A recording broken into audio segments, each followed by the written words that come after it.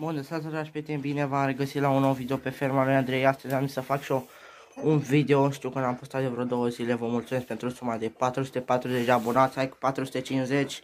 Aici am proiect ca mama, am eliberat-o pentru că o să vă arăt acum și este și mult mai bine, mănâncă cât vrea ea. Aici am o familie de găini pitice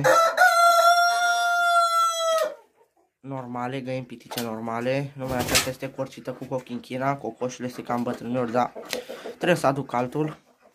Am o familie de Brahma Hermina deschis. Familie de Brahma Hermina deschis. Am să fac și un video așa mai special. Le-am făcut curat ieri, dar văd că tot au murdărit. Este o deală la noi iarăși. A nins puțin. Aici e purașii cei mici, mănâncă și masa de boabe și cu... Le-am un amestec de grâu, 50% boabe de porumb și niște floarea soarelui, nu multă. Ia uitați-l pe acest pitic, cât este de arsăgos. O să vă arăt imediat ce am acolo. Aceea a rămas adăpătoare pentru proiect, a rămas în cușca aceea. O să vă arăt, nu știu dacă pe canalul meu sunt așa cunoscători de păsări, dar cred că sunt. Aici rațele. Fac așa un video mai special pentru 440 de abonați. De aia vă mulțumesc. Tocmai ce a cântat un cocoș, o achiziție nouă. O să vă arăt în scurt timp, dacă rămâneți până la finalul video o să vă arăt. Ia uitați cocoșul de Brahma. E proaica. Eu le-am separat pentru că vreau să strâng o pentru incubator și o să mai și cumpăr de la unii crescători din zonă de la noi, care știu că au marfă bună. Uitați-le. Mai cumpăr ouă de Brahma. Ar putea și de cochinchina dacă mai are omul respectiv găini cochinchina. O să-i mai cumpăr un incubator.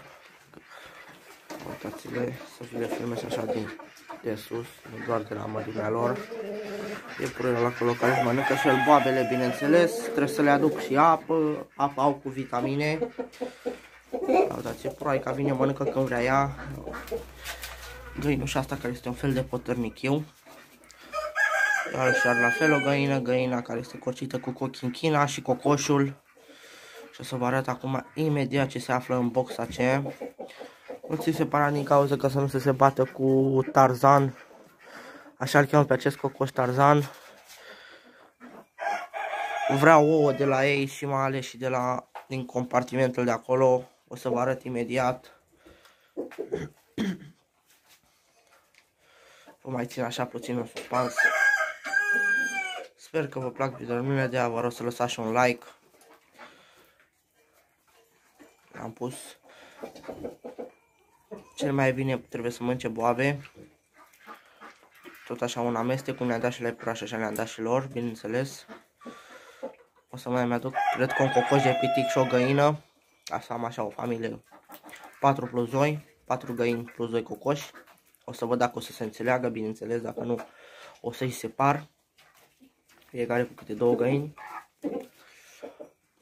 Am boxe destule aici, de aici bineînțeles că nu o să mut iepurașii. Vă arăt și mămica cu cei 4 prichindei care au început și ei să mănânce. Cei 4 prichindei. Unul ca tăticul, 3 ca mămica.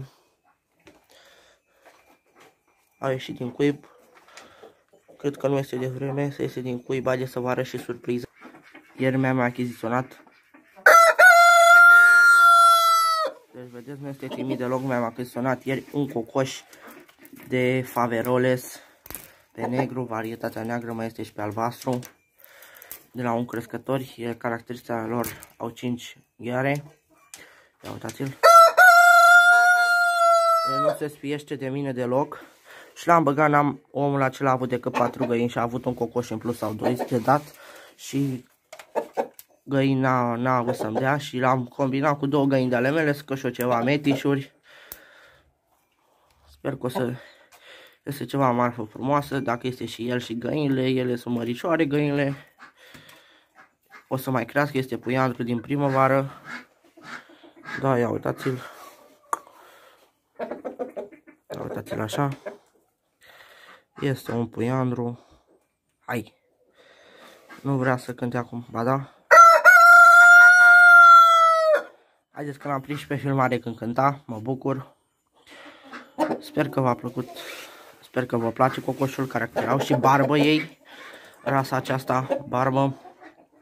Uitați, este tânăr, nici nu i-a dat pintenii.